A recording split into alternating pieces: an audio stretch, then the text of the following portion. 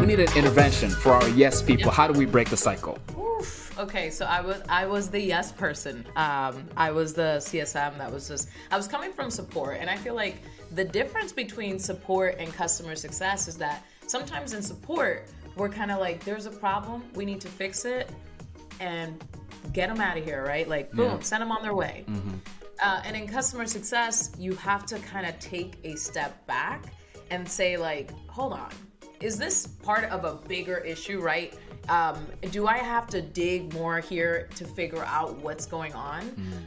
And I was transitioning from support mindset to customer success mindset. So I was not digging, I was solving. And so for me, I just kind of fell into this this cycle of just like, I'm gonna solve whatever comes my way, and I'm not gonna question anything else because I'm just trying to close this conversation, right?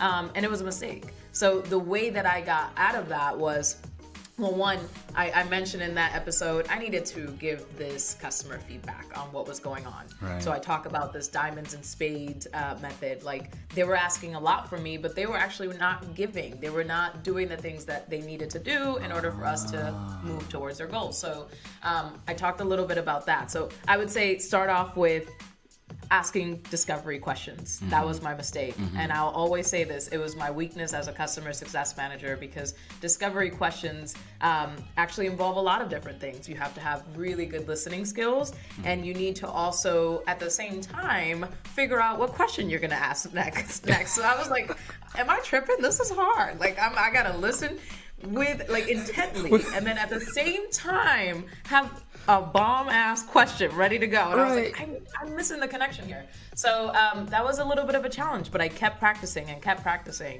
So it was the mix of asking discovery questions, and give yourself a goal, or like outline 3 or 4 before you jump on the call. Like, I need to know these 3 things. And that's what was helping me. And then obviously, giving them feedback. Wow. That's really good. I mean, for those of us who've been in relationships of any nature, whether it's your friends in elementary or middle school who didn't give you an equal exchange at snack time, or if you're in a relationship with a significant other, or relationships at work, giving feedback often is not an easy thing to do. Sometimes you come in too hot. And you're like in their face. Sometimes it's too cold and you're repressing stuff. It feels almost like an art, Deanna, to get into that just right zone.